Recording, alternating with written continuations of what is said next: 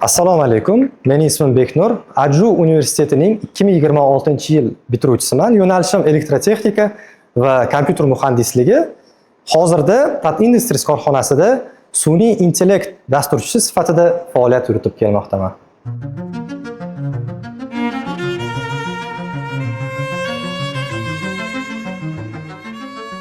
O'zi bu universitet nima, qanaqa universitet?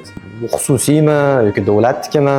O'sha kirib so'raganman, aytishganki, shu universitet bu Koreyaning universiteti, oddiy xususiy universitet emas. Bu yerda o'qituvchilar nafaqat Koreyadan kelgan, balki boshqa davlatlardan ham hamma dars ingliz tilida bo'ladi deb. Endi bu menga juda qo'rqinchli eshitilgan. Chunki hamma narsa ingliz tilida.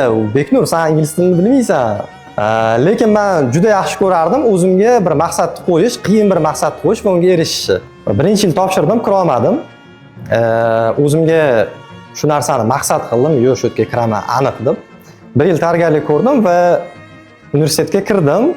Lekin o'sha kirgan zahotim birinchi kuni xuddi bir Marsga tushib qolgandek, hamma yo'lga qarab nima bo'lyapti, nima qo'yyapti, qanaqa degan tushuncha bo'lgan va buni sababi hamma darslar ingliz tilida bo'lgan. Ko'pchilik tushunishimiz mumkinki, masalan, o'qish deganda faqat kitob, daftar, konspekt yoz, savolga javob ber, uy vazifani qil. Bu yerda darslar boshqacha talqinda o'tiladi.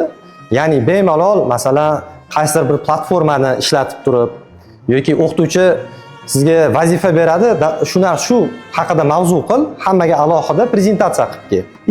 Bu narsani siz tushuntirib bilishingiz kerak, o'qituvchiga emas, qolgan o'quvchilarga. Va men umuman xayol qilmagan, umuman orzu qilmagan maqsadlarimga erisha oldim. Va bu ham bir universitetda, shu Adju universiteti tufayli deb bilaman va ko'p narsalarga erishishimga ham va o'zimni yoqqan kasbimni topa olishimga ham, o'zimni o'rnimni topa olishimga ham shu universitet o'zini hissasini qo'shdi deb ayta olaman.